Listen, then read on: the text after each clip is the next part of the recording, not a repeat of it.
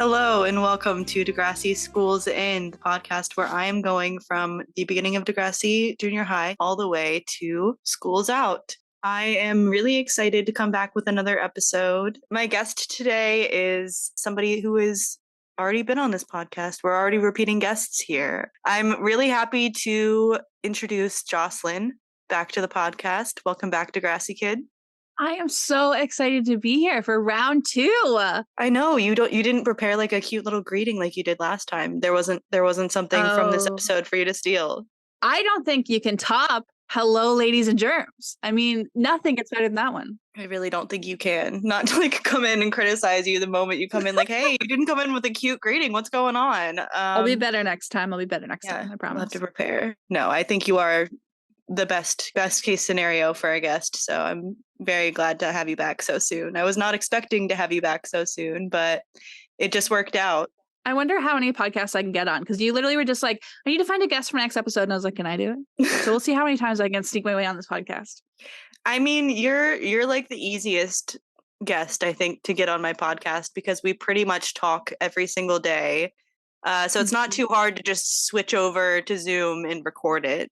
Exactly. Like more of a structured conversation. Like it's a little harder to schedule things with other people, but with you, it's like, I know we can work something out. I know that you're available, and I know that we can make ourselves available to each other. So it is, and the Degrassi Kid podcast. That's literally in the that's part of it. So I need to be on at least half the episodes then. You are contractually obligated to be on at least half of my episodes. So that is true. I signed myself up for this. Welcome back. Make a podcast and let me sponsor it, please. And let me be the guest and have a little segment where I give my thoughts and my favorite quotes. Like, I'm so bad at keeping up with my podcast. I thought, let's just outsource this thing.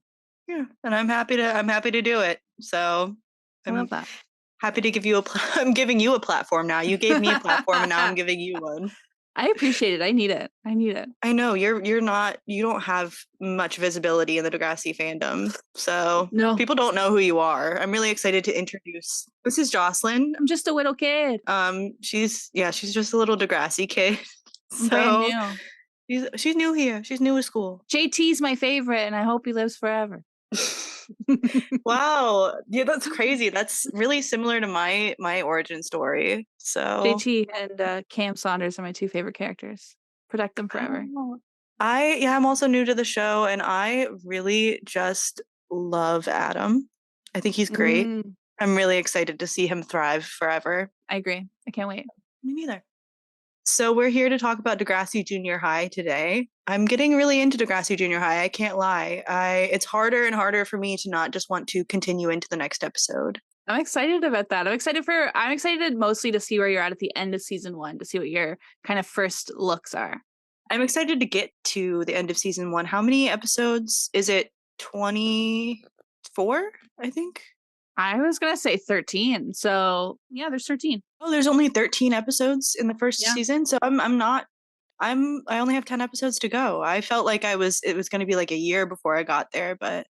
Well, that still is a year. 13 is over a year. You go one a month. You're going to be in 2025, baby. I'm really trying. I think I'm going to be able to accelerate my schedule a little bit. So we'll see. I wanted to start with a loose schedule, a monthly schedule, but that's really smart. I would love to get to the end of season 1 as soon as possible. That's part of why I recorded this episode so soon after my last one, is like I didn't want to wait. I just wanted to go ahead and I'm excited. I am also excited. I'm excited to talk about this episode today with you because there was a lot of really good moments, a lot of like Degrassi, just classic Degrassi. A lot of classics. And I have so many facts to share with you. You always do. Yeah, I will say there's really not that much trivia about Degrassi Junior High online. So I'm really glad that I have you, because otherwise I would be like, I don't even know what was online, but they're really like, I looked on IMDb and there's really just not much. Especially per episode, there's really nothing going on. But see, I've had the privilege of going to Degrassi Junior High with Linda Schuyler and asking her all the questions that I had. So I know a lot of facts that I can share with you. I'm really excited to get those facts. You're like the source for all things Degrassi. So I We need like a little counter of how many times I say that you're like the perfect guest, because I'm gonna keep saying it. I love it. And you're gonna be glad to hear it. Yeah, I know you're okay with hearing that. You love compliments. I love compliments. Famously. So the episode that we're talking about today is season 1, episode 3, The Experiment, which aired on February 1st, 1987. And I'm going to go ahead and read our episode description. Convinced that Mr. Raditch is picking on him, Yick sets up an experiment, handing in an old paper of Stephanie's as his own. Joey finds himself in hot water when Kathleen and Melanie find out the drugs that he sold them are vitamin pills.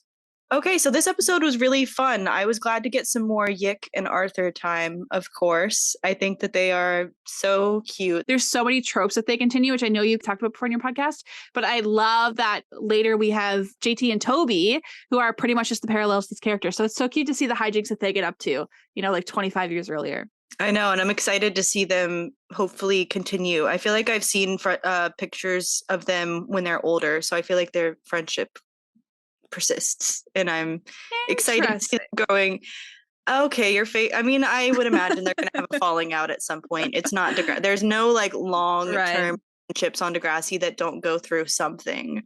Yeah. But I think they reunite. I mean, they're buddies. They're buddies. So that's the thing with Degrassi. If you see pictures of them, either they're best friends or they're enemies. They will not ever be enemies. Don't even speak that into existence. Okay. Well, I think you're going to be surprised. I really can't imagine a universe in which anything high stakes happens to those boys. So interesting. But then again, I look at like baby JT and Toby, and I'm like, nothing could. Fast forward to. Were you going to say that nothing high stakes happened to JT? I'm saying I would look back at that and be like, oh yeah, nothing could happen to that. But like, obviously something did. I am not saying at Degrassi, you're never safe. Anything could happen to you. Anything. I know. But when it's so early on, I just can't picture it. I can't. But I do really enjoy them. Me too. I really, really like them. And it was interesting to see more of their personalities in this episode and more kind of what character traits define them. I wouldn't have picked up Yick as like struggling with organization or anything like that. Like he just seemed like a normal kid in that first episode. So it was interesting to kind of see what his thing was. I like that. I like hearing your first impressions of each character, because to me they're now they're so ingrained, and I know every moment that they go through, and it's really refreshing to see someone who looks at them for the first time and is like, oh, now I'm learning new things about them as I watch it. I think that's really cool. Yeah, I feel like just the characters are very slowly deepening for me. I'm getting to know them more, and I'm getting to like them more. Like for example, later in the episode, there was a moment with Steph where I just really liked her, and I like keep thinking about, I just loved her energy when she goes up to Joey and is like, that's wrong, like you're stealing from people. I liked that, because that is not from the Kiss Me Steph episode. I would not have expected her to really care or react like that, but I do think that shows a different side of her character that really, I don't know if it's redeeming, because I don't think she did anything bad enough to need redemption, but it showed the other side.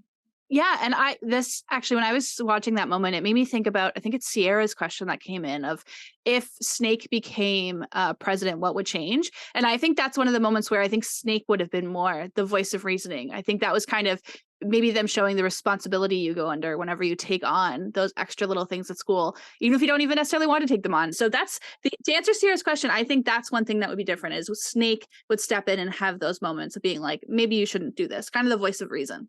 I agree. And I actually think that's interesting, because I didn't even think about that moment in the context of her being the school president. I just thought of it in the context of her, because it's not related to Arthur. I thought of it as her like being a big sister, but now that you mention it, it's not about Arthur. It's just about her. I think because Arthur is in this episode, I'm thinking about her in that like protective role.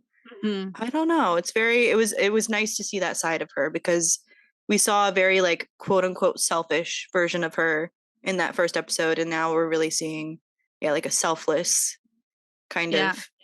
I kind of forgot that she was school president in this episode, because it wasn't really emphasized. But yeah, and she kind of sets aside the idea that now she's trying to impress Joey, because now she's confronting Joey, being like, don't be like that, don't act like that. That's what I loved about that interaction. Like, I'm not saying that I ship Steph and Joey necessarily, but I did like the energy of that interaction of her, yeah, like you said, like not trying to impress Joey and not trying to like appease or like play any game to like get Joey. Like she doesn't care about Joey like that. She's realizing like his validation or his attention or whatever else is not, he's not like whatever he thinks. I don't know, she's not impressed by him anymore, and I like that, and I hope that continues because I love that energy. I agree with what you said about Sierra's question. Like I feel like Snake would just be more at the center of all of these conflicts if he had won. And I don't know, I'm really wanting to see more of Snake. Like I'm getting impatient waiting for Snake. I felt like I saw him at some point in this episode, but he didn't talk again. Probably. That's one of my favorite things about Degrassi is that you see those kids literally everywhere. And one of my favorite things about that scene is the fact that the shirts that they're wearing, you can literally buy them from Retro Kid. That's my favorite thing ever. I literally own that shirt. I want to own that shirt now. I had seen it on the Retro Kid website and like thought it was cute, whatever, but I didn't know the context for it. So I wasn't really inclined to buy it for myself. But now that I've seen it on screen, I literally went on their website and I was like built a little cart, and I was like, not right now, but I definitely have a cart of that and the like hoodie that I've been wanting for a while from Retro Kid that I want to get. But I loved seeing it on screen. It's really cool. I love that Retro Kid does a mix of like things that fans would wear and things that actual students would wear in the show. That's what I really, really love. I could not agree more. I think that their merch line is some of the coolest. Like just merch in general, but especially Degrassi merch. Like they do it better than anybody else. I totally agree. I love it. I literally wear Retro Kid constantly. Yeah, you are #not sponsored by Retro Kid, but well, not at this moment. I am #sponsored for my birthday party, which is insane. Do you want to derail for a second and talk about that? If you don't mind, because I love talking about me and my birthday. I love a good derail, and I'm also going to be there. So you're also going to be there, and we're going to go visit Degrassi Junior High, which you're doing your whole freaking podcast about. So yeah, I mean, that's basically, long story short, I'm throwing myself a birthday party where I'm going to Toronto, and I posted online that if anybody wants to come with me to visit a bunch of Degrassi locations, Degrassi Street, Degrassi Junior High, the Start of the Next Generation, that they can come along. I posted that back in June. And then I just kept coming up with ideas, like being like, well, like, I wonder if I could like try to get people free stuff. I wonder if we could visit this place. So I reached out to Retro Kid, and they are the leading sponsor of my birthday event. So every single person who's coming on the trip is going to get some free Degrassi swag, courtesy of Degrassi Kid being sponsored. Isn't that freaking crazy? And that includes you. You're going to get some free stuff from Retro Kid. I'm probably I'm still going to order probably some, because I want all of the Retro Kid swag to be able to wear. Girl math says that whatever you order would be free. Because you got the discount, like you got sponsored. So basically, I think that checks out. Yeah. Yeah. Girl math says it's free. Thank you, girl math. I appreciate that. Yeah. It's like double BOGO. I'm going to go spend a couple $100 on Degrassi merch. We'll come back. We'll finish this recording later. Welcome back to the Degrassi Schools In podcast. Can you just take over? I'm just gonna put my credit card information in real quick. I'll BRB 1 second. I can definitely take over because I have a really fun story to share. Yeah, go for it. A fun fact, if you will. So one of the main themes of this episode is the fact that the kids experiment with drugs on Degrassi, which, as we know, some of my favorite episodes are the ones where the kids do drugs. But my favorite thing about this episode is the fact that storyline went to Kathleen and Melanie. And Kathleen is played by a woman named Rebecca Haynes Saw, who grew up to work in social work. And basically what she does is she researches, she specifically looks into substance abuse, harm reduction, specifically for groups who are in the youth age bracket. When it comes to cannabis, when it comes to tobacco and drugs and alcohol, that's really her specialty. So she grew up, she played this kid on the show who's experimenting with drugs. And then she grew up to become someone who advocates for harm reduction and safe drug use and educating people and educating kids. And what I love about that fact, most of all, is that she specifically says that she doesn't feel like it's a coincidence that she grew up on this Canadian show handling these topics and then ended up in this field, and credits being on Degrassi, or at least nods to the fact that being on Degrassi led to her being interested in this path, which is so freaking cool how much art imitates real life. Also, another sidebar, I went to an event one time called Degrassi Palooza. There was 30 Degrassi actors and crew members there. And out of the maybe dozen women that were there, at least like 8 of them had become teachers. Like the twins grew up to become teachers. I know some characters you'll meet later grew up to become teachers. And it's very, very cool how Degrassi kind of continues that pipeline through education, at least in some way. That is really amazing. I remember you told me that fact last night when we watched the episode together and talked about it. And I just think that's the coolest thing ever. I did not know that. And I didn't know about all of the actors becoming teachers. You didn't mention that last night. That's really fascinating. Yeah, many of them. Many of them. Clearly, Degrassi has been a really good influence on the people who have been on, like, right? That's amazing.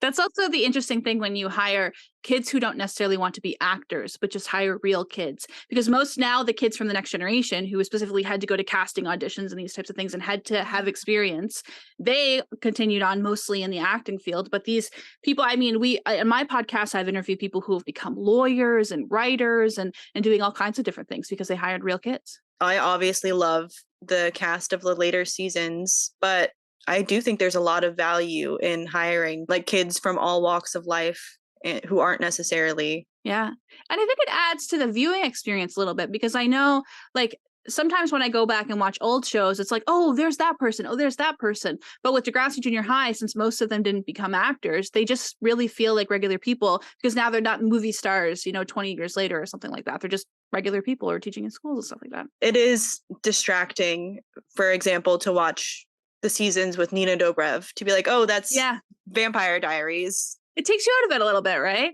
It does. It definitely does. And yeah, seeing even like Drake affects how people view the show, definitely, I feel like. Because I feel like people are, oh, that's the show with Drake in it, and don't really see, like, hold on to the value of what's being said on the show. Or what the character has to hold, because they're just like, oh, that's Drake. So yeah, I do think that's really interesting. And I am kind of liking the vibe of these earlier seasons with people who aren't the actors who aren't necessarily actors, like you said, like real kids. Yeah. It's really nice. It's refreshing. Primarily like Snake, Joey, and Caitlin are the ones that you know best. And they're the ones from the show who wanted to be actors. So they're the ones who are on Degrassi Next Generation. They're the ones that you know. And the other ones are just, the people who said this is all I want to do. Which is pretty cool. Yeah, there are a couple like the actress who plays Lucy and the actor who plays Yick who ended up doing things behind the scenes, like you have said before. I don't know. I really think it's interesting to see all of the different paths that they ended up taking because of what they learned on the show and what they were inspired to do, because it was like a smaller, more personal production, more intimate production. Yeah. I love that. One of the things that also makes this much more intimate production is the way that they shot Degrassi Junior High was very small and low budget. Like, for example, they didn't have a studio. They had to use a real school. And even when they used the real school, they didn't actually have access to the entire school. So you'll notice when you watch Degrassi, primarily everything happens in the same hallway, the upstairs hallway, or in corridors and stairs. And that's because it was a real school, they weren't able to use the downstairs area. It was completely blocked off. So they had 4 classrooms upstairs that they could use. One was Miss Avery's classroom, who we've met. The other was Mr. Raditch's classroom. The third was, it's like the library where they study when they all hang out in there. But that room was also their green room. So if they were filming somewhere, that's where they would go up. They would have their wardrobe in there. They would do their hair and makeup in there. That was where they would rehearse together. Or if they had homework, they would do it in there. That was just their one green room which also doubled as a filming space. And then they had a 4th classroom that was in the back left of the building. And that classroom was because they had to have parents on set whenever they did these types of things, or majoritively had parents on sets. So that was kind of a space for parents to go if they needed to go. That was also their like holding room if they had to put equipment in there and anything. It was kind of their backup space. But because there was always so much going on in that room, they couldn't just like kick the kids out and film something in there. It was always kind of their makeshift room. So that's the 4 rooms that they had. And they could sometimes access the gym and they had kind of free reign outside. But the downstairs, you'll notice that they never actually go to another hallway. It's always the upstairs hallway, just shot from different angles. I'm just the way that you describe it, I can almost feel like I'm there. That's really interesting. Isn't that crazy? I love that. That gives me such like a warm and fuzzy feeling to imagine just this like lower budget, intimate, just like not makeshift, but just they were making it work. Like just the idea of that like green room where they just keep all the stuff and then they like clear it all out when they need to film. That just makes my heart so happy to imagine. Me too. I love that fact so much, and I love that I think do you know that because of Linda told you that?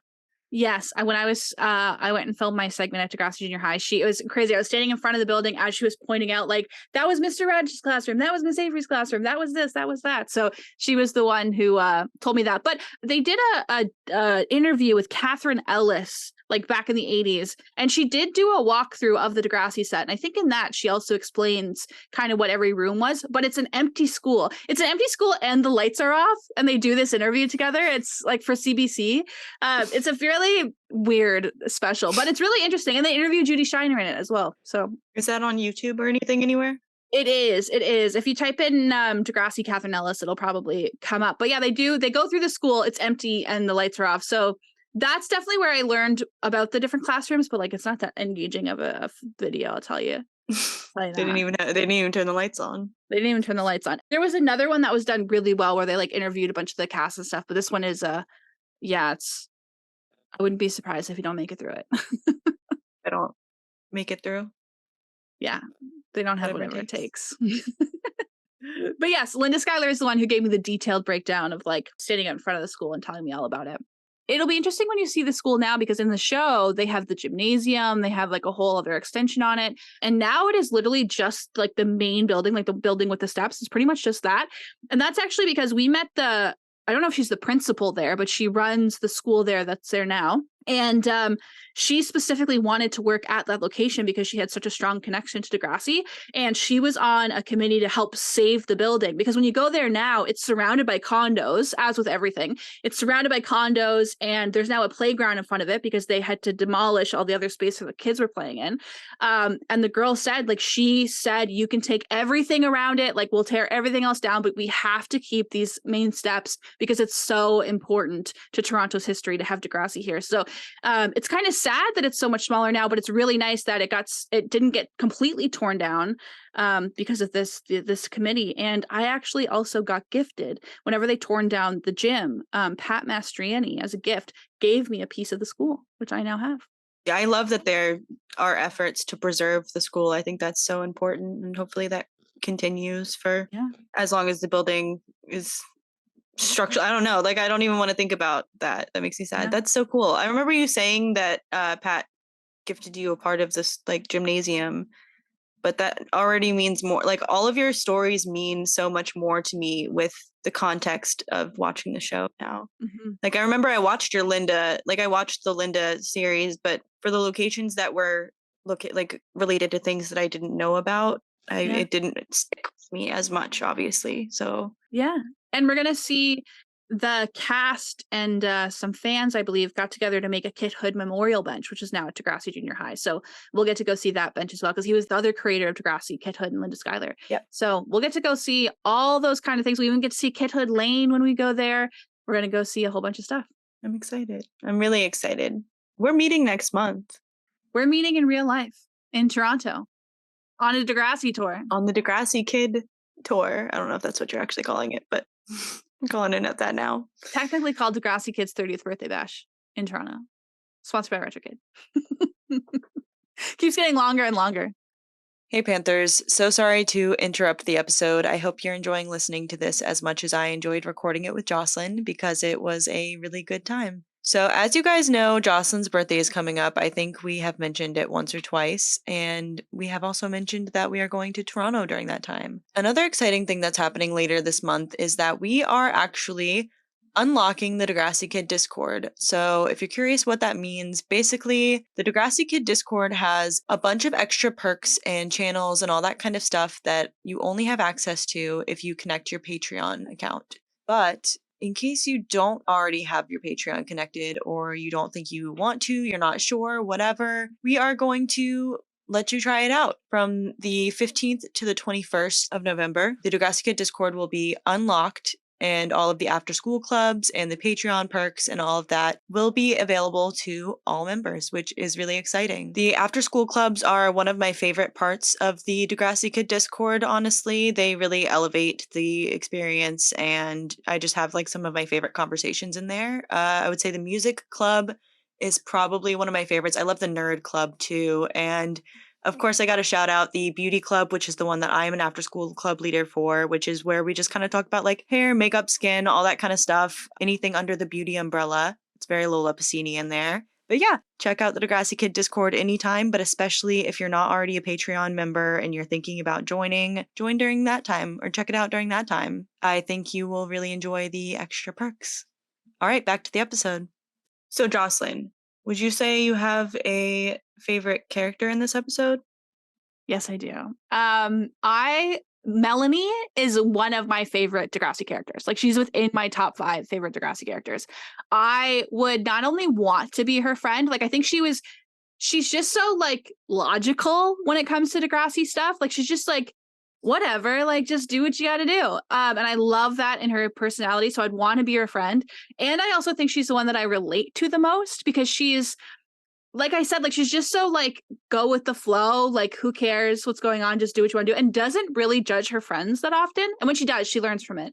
But Melanie 100% is my favorite character in this episode. Though I did love that Stephanie K cameo, or little piece, but Melanie for sure. I did enjoy Melanie in this episode. She was the one that was like, my mom told me like that people were going to be offering me drugs all the time in junior high, and like it hasn't happened yet. She was like, and that's one of the reasons I relate to her, because I think I've even said this maybe in another episode somewhere, or maybe my podcast, of I really wanted to try drugs when I was a kid, and Degrassi made it look really fun. Like the sleepover episode looked so fun. And I had the same viewpoint as Melanie. Every time I went to health class, once a year, someone would come in and be like, you're going to be peer pressured to try drugs. You have to say no. And I was waiting. I was so eager. They like hyped it up. They're like, everywhere you go, there's going to be free drugs and people are wanting to give it to you. And that's not true. That's not true. They say it's in your Halloween candy. It's not. It's not. Nobody's giving away their edibles to little children. I wish. I did feel kind of uncool as a child because nobody offered me drugs. I was like, I guess I'm just not like. I looked like a narc. I looked like someone who would narc. Yeah, I was really disappointed. So I honestly did relate to Melanie. I did like Melanie in this episode. What's funny is I think one of your other questions was, has any of this ever happened to you in real life?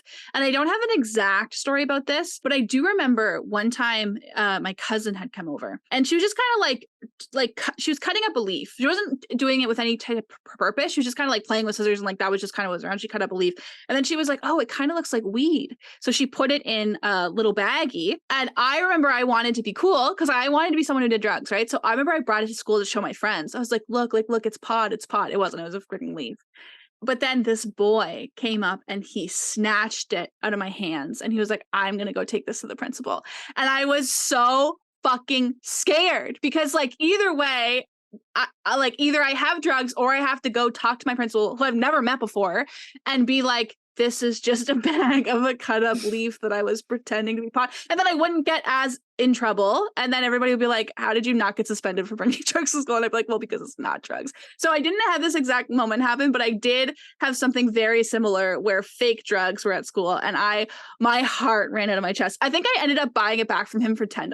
I think that's how I got it back because he wouldn't give it back to me. He was like, I'm going to the principal. And I was like $5 and he was like 10. I was like, fine.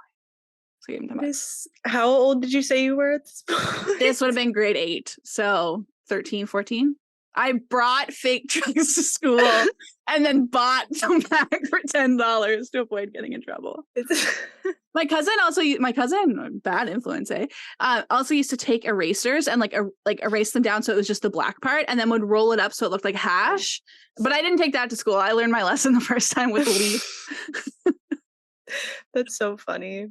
I didn't have any experiences like that, unfortunately. But really? Do you have any ideas for cool Degrassi weed names? You mean like Degrassi grass? Degrassi grass. Do you have any what would you, if you were going to name drugs inspired by Degrassi? I mean, Degrassi High is the obvious. Degrassi High. There's got to be some kind of panther in there. Panther Kush. Yeah, I'm like Panther OG. I don't know. That's how you name weed. Just like I just put like Kush or OG at the end of something, and that's how I name weed strains. There's also the Cripplin' Jimmy, which Is that a Snake thing? smokes. Remember in Oh, Drake's no, music I'm video? upset. I'm upset. Oh my gosh, Yeah, yes. Kevin yeah, Smith or Silent Bob. yeah, and he sells it to him for like $200 a gram or something like that. Iconic. I wanted to share a Toronto story with you actually, because there used to be a company called Degrassi High, and it was a weed store in Toronto. Except instead of SSI, it was SSY, Degrassi High. Yeah. They closed their shop because of COVID, because they didn't have a public store anymore. But I did reach out to the guy who owned it, and he still does have like a mobile shop that he goes around and does deliveries. So if I can work it out, we will be getting weed from Degrassi High. But it's not a priority on my list, but it is something that I'm like, if I can make that happen, to say we bought weed from Degrassi High. So I am in talks with him still. I did find the guy who owned the business, and he still does sell some pot. So it amazes me the things that you like look into. Oh, I won't stop until I find it. Does he have like Degrassi themed weed strains, or is it just? I think it's just the name. It's just the name. The name. But we can look through the list and see if there's like, even if something has the word bananas in it, we can say it's mayonnaise, right? Like we can pretend. Bananas. Yeah, we'll play pretend. Banana. Cuckoo We'll banana. find whatever the most Degrassi related. That's what I do in real life anyway. I'm just like, whatever I can find that is like tangentially related to Degrassi, I will. That's why all my binders are blue and yellow. Every notebook I've ever bought ever is blue or yellow. Yeah. Might Be a little bit obsessed. Or a duotang. That's not a thing. It's gonna be when you come here, we'll get you a duotang. Nobody, well, I was gonna say nobody listening to this is gonna know what that is, but you don't have any Canadian listeners? I do. I have Canada is my second most listened country. I love that. Well, for any Americans listening, a duotang is pretty much just a folder with pockets. But in Canada, we call them duotangs, which is way better and way more fun. It is more fun. I don't know about better. I'll go with better. Do we want to talk about possible parallels or like repeated plot lines that end up happening later in the series because of this, or inspired by this, whatever? I want to hear your thoughts on, after you watched this episode, did you think, this kind of feels like something that happened later in Degrassi?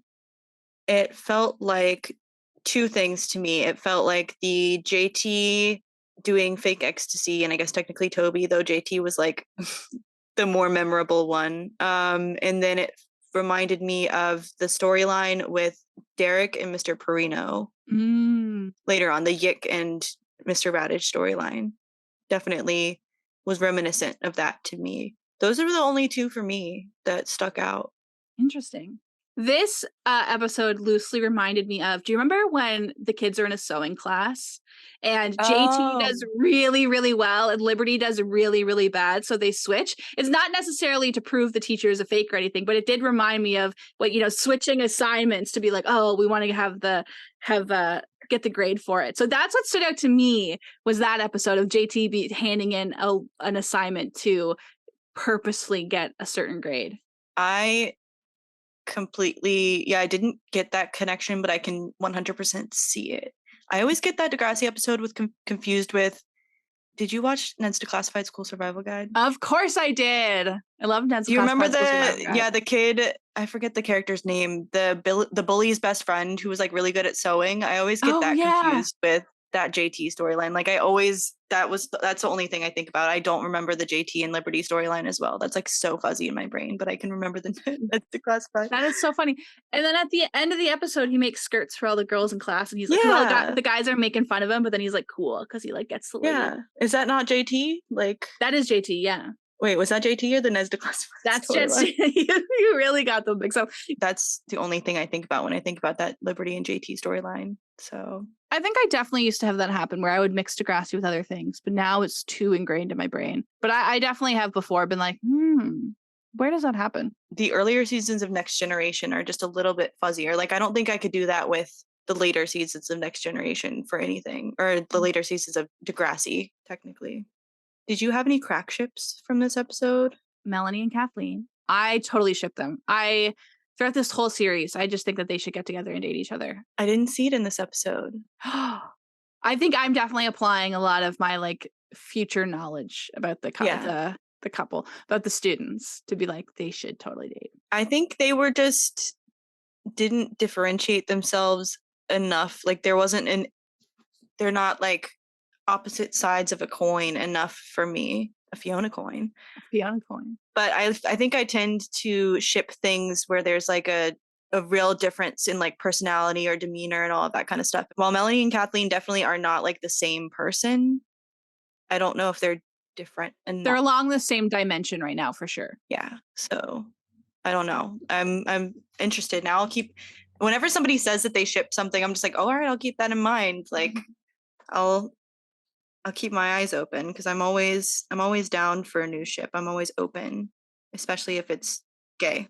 LD and Lucy are definitely my like number one. But if I had to pick from this episode, it would be Melanie and Kathleen for sure. I've heard LD and Lucy so many times, and I'm really excited. To me, they're lesbians. Like to me, they are canonically lesbians in my heart. I'm excited. In my heart, and you'll see why. You'll be like, this is gay.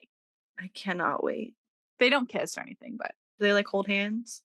I would say what I specifically mean by the gayness is like the actions that they do for one another make me feel like only lovers would do that for each other. Yeah. They're just like on a different level. I'm excited. Yeah. I'm excited too. I believe in it. Were there any characters that gave off queer energy in this? Would you Melanie and why am I cannot remember her name to save my life. Melanie and what's her name? Kathleen. That's how Melanie says her name, because Kathleen's always like getting into everybody's business, and Melanie's very much like leave everybody alone, let them do what they want. And she always goes, Kathleen. I love it. I like just think they're so cute. That's my favorite.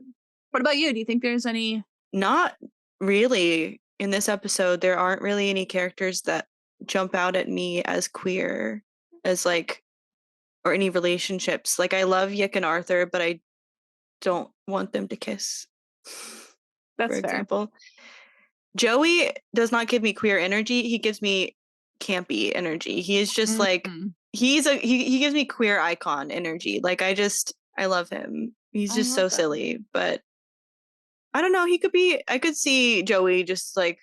Can I also just say, Joey F. Jeremiah F for pharmacy. Oh my God. That is one of my favorite lines of the series, not just this episode. I love that recurring bit of him. Do we know what his real last name is? Or not last name? Oh my gosh. Do we know what his real middle name is? Or does he just like come up with little initials the whole time? No, his middle name is Pharmacy.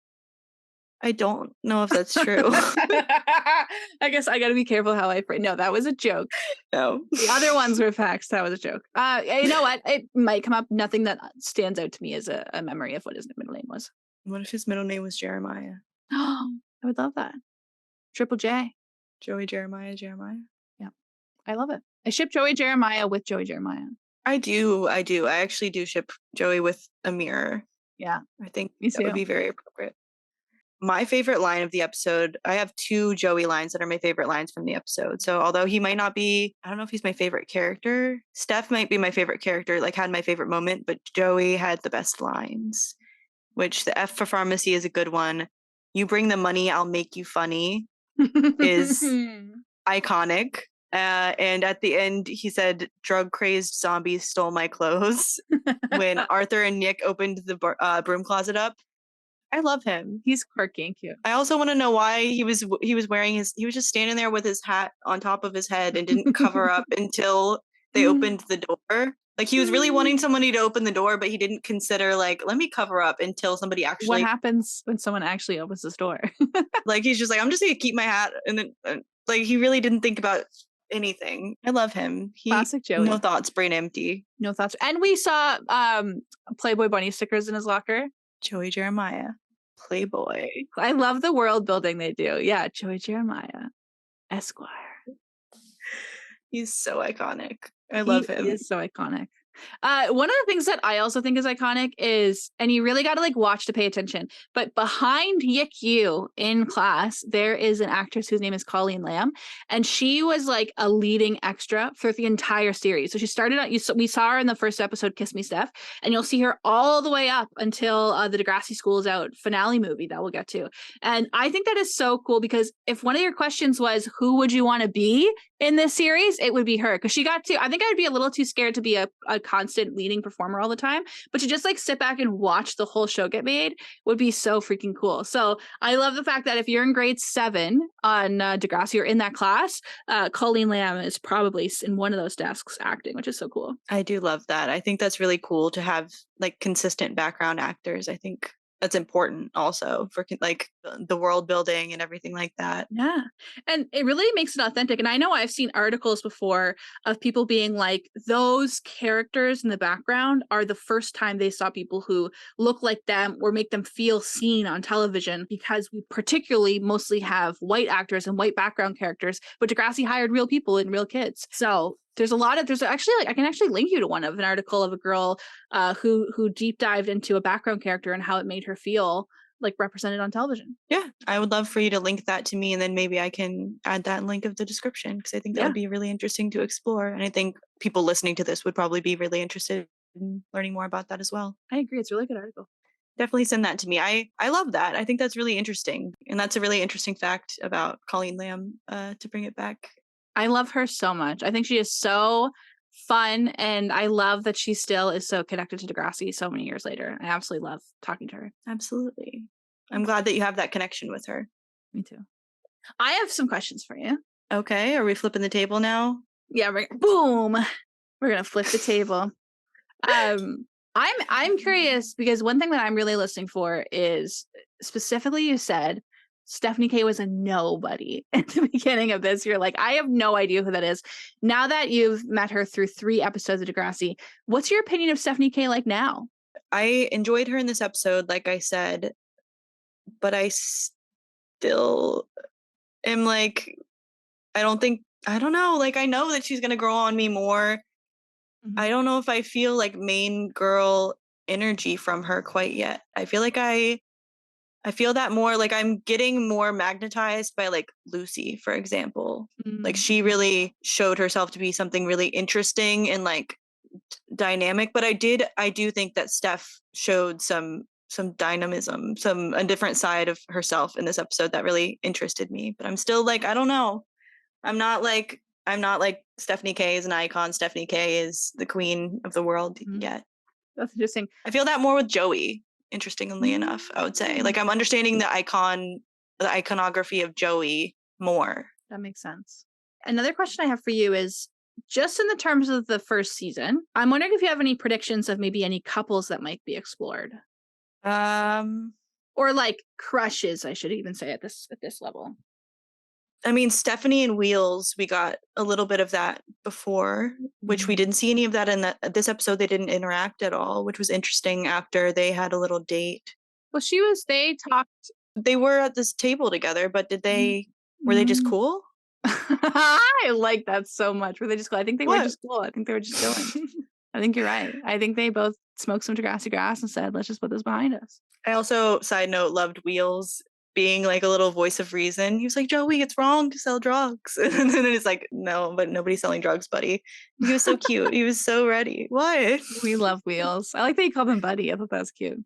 Interesting. So there's no necessarily guesses you have. Like, do you think Yick? I don't know who Yick. Do we have any grade 7 girls? Interesting. We do. I'm just scared. I'm not leading you to. I also no, you're good. I also don't fully know. I know Stephanie and Vula and Lucy and Kathleen and Melanie are all in grade 8, right? No, Melanie and Kathleen are grade 7 little babies. Yick and Melanie? Okay. I'm just asking if you have any guesses. No, I'm thinking who would be interesting also. I can't see. I want to try to like match up. I don't know who Yick would be matched up with. I'm really trying to think about their personalities and stuff. Yick and oh my God, I'm forgetting her name again. Kathleen. Kathleen. I don't know. I don't think I could see Yick and Kathleen. Okay. I don't see it. I'm just curious. I'm curious on what your like kind of thoughts are Well, there. because for me, like, I like the idea of Arthur and Vula. Like, I see a dynamic there that's interesting to me, but I kind of know that that's not really gonna happen. You never know. Vula might want to rebel against Stephanie K. True. Vula might want to be like, you Yeah, emotionally mess with me. I want to emotionally mess with you. See, but that's my brain is like, that's what makes sense to me. And I don't see any other like dynamics set up like that yet. So I'm like, I don't know what's going to happen. But for me, if I were writing it, if we're going into that like territory, yeah, I would be like, okay, let's have fucking Vula get with Arthur. I wouldn't even necessarily do it as like a revenge thing. I think it would be more interesting for her to just be like, no, Arthur's just cool. Like, and Steph be like, you're doing this just to make me jealous. Like you're not. Oh, you're. I wasn't saying it like that, but like, okay, if we're going into that, we're going to fan fiction territory. I love that.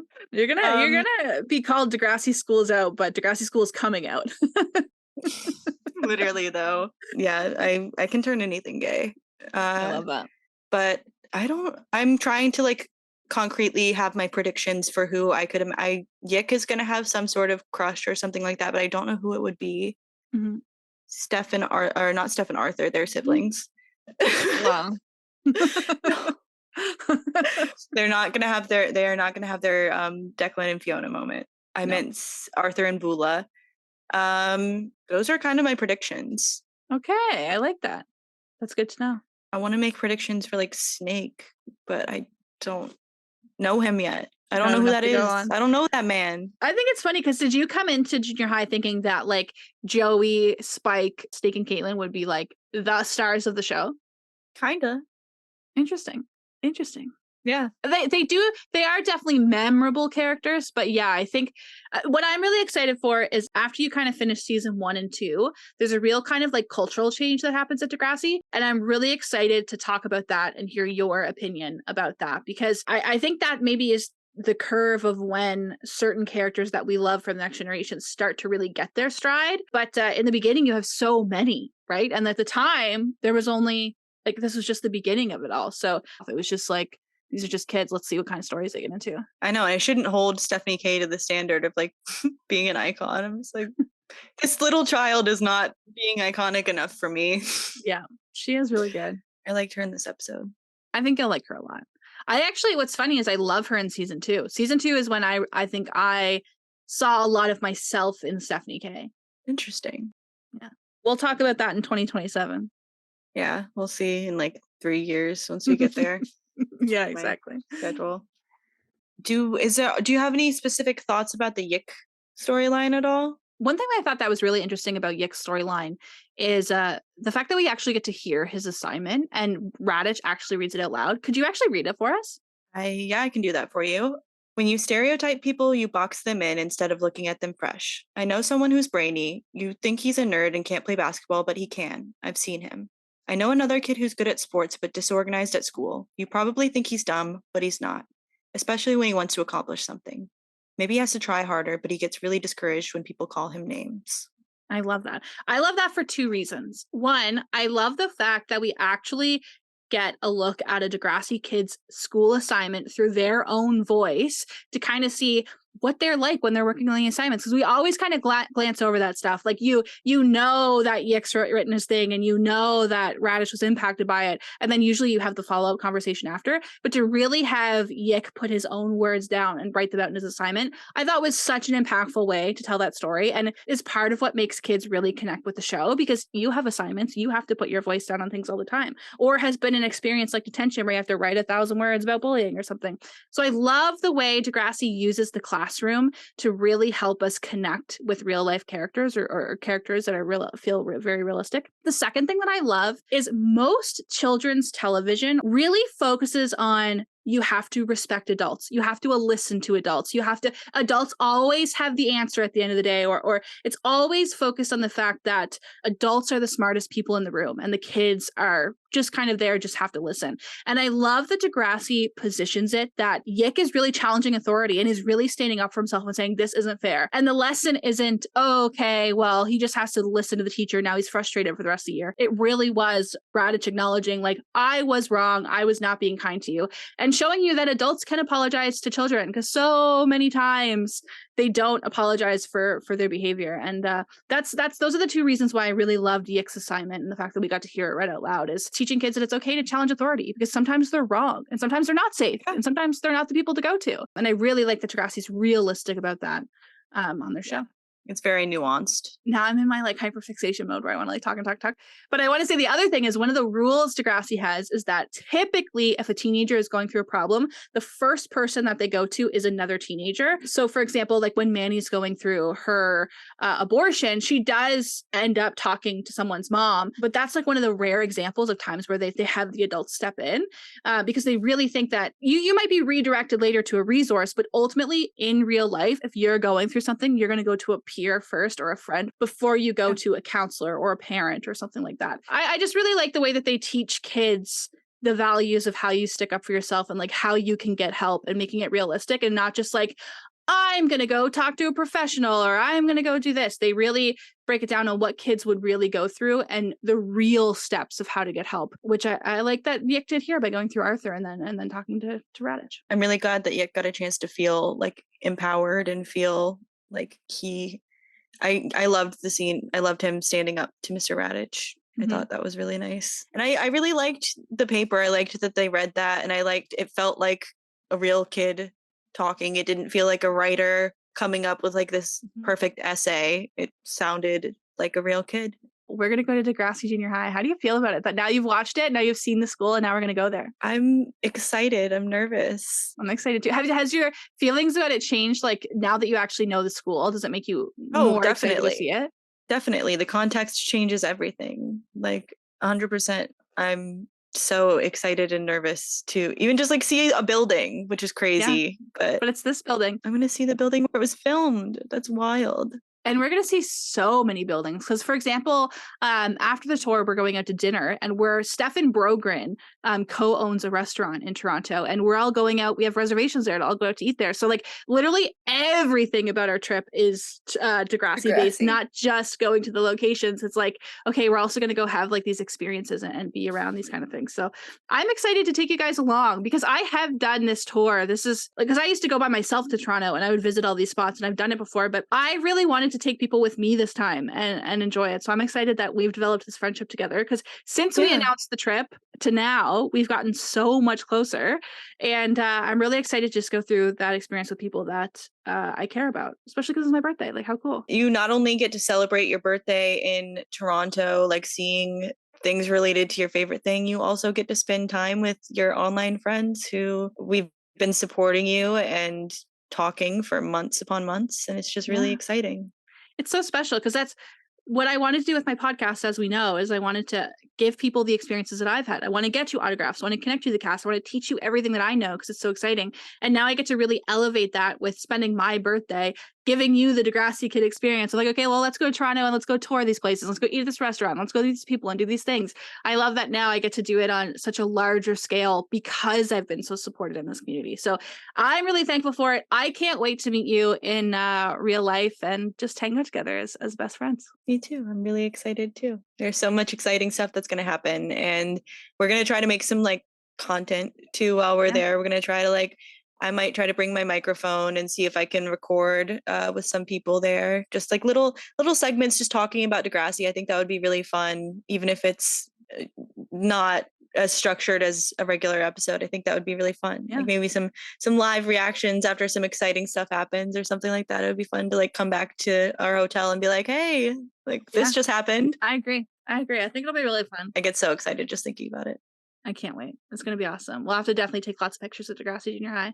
We'll be Vula and Stephanie K. We'll go play air guitar. We'll be Snake up on the top steps. Oh my gosh, that would be so cute. That would be so cute. Do you who's your guest for next week? Are they cuter than me? I don't have a guest for next week. Who's your guest for next month? Who's your next guest, I should say? Or is it a secret? What's the next episode?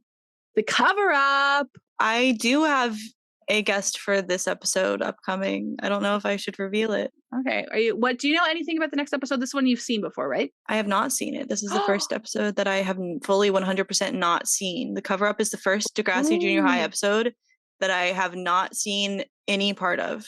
What do you know going into it? I know it's about Rick, and I know Joey is involved. I know that it's like Rick and Joey storyline, and I know it's something to do, like, I know it's kind of like a Craig vibe. Yes.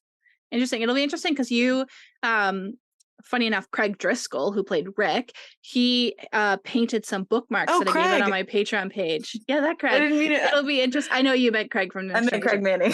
But I think it'll be interesting to see how you feel about the bookmarks after you learn a little bit about Rick Monroe, because that he's on the bookmarks that I sent out to you. So it'll be interesting to see how many times things like now start to mean things to you once you start to get them. So you mean this bookmark? Yeah, you have that bookmark with that Craig.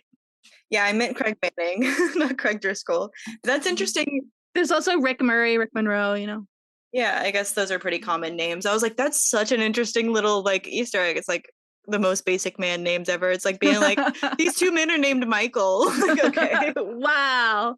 It is still pretty cool. Yeah, but that's the only thing that I know about the cover up, is that it is Rick dealing with some sort of abuse storyline, and Joey, which I find that really interesting actually, that Joey helped somebody with their dad, and then what happens with Craig later on. I'm really excited to talk about that. We love a good parallel, I'm telling you. Degrassi is like parallel central. Like parallel, there's all of the parallel central. Degrassi is parallel central. I like that. I was gonna say Degrassi, it goes there. It does go there. There's a bus. I don't know if you can hear the beeping. Do you know that I have a bus poster of Degrassi that was put in the 80s? It was used to promote Degrassi on the buses in the Toronto Transit, which we will be on in Toronto. I did not know that. I do. I'll show you another time. Oh, I want to see. I gotta say, I've had the best time ever talking to you, and I could talk to you forever. But I think I should give up some spots for your next episode. Your next guest can come on next month, and I'll wrap it up here, I guess. My guest for my next episode, I'm really excited to talk to. He is somebody who's a little bit different from who I have gotten a chance to talk to so far. He is what? There's been two of us. It's only been me and Jay. This person's so different. Like, I could be anybody and they would be incredibly different from us, but go for it. He is different. He's very different. He's a different continent. Well, now you got an American guest, a Canadian guest, an Australian guest. Exactly. I've got range, baby. That's the three biggest groups of Degrassi fans. So I'm really excited to hear Shane talk about Degrassi, because I know Shane loves the OG Degrassi. So that'll be a really, really interesting interview. Yeah, I feel like he'll have a lot of really interesting things to say about OG Degrassi. I agree. Every time in the book club, he was like throwing out really cool facts. I also love how many times the book club has come up in your podcast so far. That's cool. Absolutely. I am heavily considering doing another book club at the start of next year. So, because I think that was the best experience I've had as Degrassi Kid, is hosting that book club, and how many people it's brought us together with. I mean, that's where your guests are coming from the book club. Yeah. So you need to have another book club so I can find more guests. Yeah. And even the Toronto trip, it's all basically filled with people who are from the book club. So yeah, clearly I got to have another book club. Maybe we'll make some new friends. Book club is a great opportunity to bond with people. It's a great way to like have something to talk about every single week. So I would absolutely love to be a part of another book club with you. Help me plan it. Another Degrassi Kid book club. I will help you plan it. Yeah. Okay, sweet. We'll work on that. I can't wait. Me too. I've really enjoyed having you on this podcast again, Jocelyn. It's really unfortunate that this is never going to happen again. You will never be a guest on my podcast ever. Yeah, I just can't picture I want to be on the gay one. Which might... What? The gay one? The cover? No, I was going to say the cover up. Cover up. That's not it. They're covering up that they're gay. There's one more that I want to come back for this year, or this season this year. And so this year ain't happening. It's not happening, baby. This season that I really want to come back for, and I think it's coming up. I think it's like episode 6. Is it? Oh, it's the Melanie episode. It's the Great Race. I was gonna say there are so many that I would love to. I want to talk to you about them all. Why didn't we just start a podcast together? We literally could have started a podcast together, and this would have been solved, and probably would have had like a bunch of episodes out already, because we would just record every day. every single We day. just be like, hey, you available? Like, you want to record? Yeah. But there are a few that I honestly, if you ever are struggling, just let me know and I will come in and be your guest because I could talk about any episode. I'm gonna go on and on and on and on. So basically, listeners should expect if I don't have a guest, Degrassi Kid's probably going to fill in. Probably me. I'm very happy to do it. I'm happy to have you. Like you said, we talk all the time, so it just like moves it along. So it's like, okay, you can get another episode out. Your other one just came out. I know. I literally just recorded last week and put out an episode this week, and now I'm recording another one, and it feels so good to have like a schedule. I'm so proud of you. I'm so proud of myself. We have influencer days behind the scenes where we just like work on things, and sometimes we hang out together on video chat, and it's really fun. It's really sweet, and it's really nice. We are really nice. We're really good. We're really good. Okay, We are. Okay, are we? let's say goodbye to your listeners. Okay, yeah, because I think we're done talking about the episode now. We're just gushing about each other, and that's not. It doesn't need. I mean, it can be recorded. I'm not mad about it, but We're the gay ship from this episode. we are. Congratulations. It's a crack ship because we're from different countries, but Yeah. not for long. Well, we're still going to be from different countries. Okay, Eevee, I am so proud of you for starting this podcast. I had the time of my life, and I cannot Okay, wait. Fiona Coin. Okay, Fiona Coin. I'm gonna go adopt a pig. Degrassi, I had the time of my life. Degrassi School's in. I had the time of my life. I love that. I want to say this. This is my favorite quote in your podcast. I know you're gonna probably say it again later, but this is my favorite quote in your podcast. Bye, Panthers. Bye, Panthers. Thank you so much for listening to Degrassi School's In. This has been a Degrassi Kid podcast. Bye, Panthers.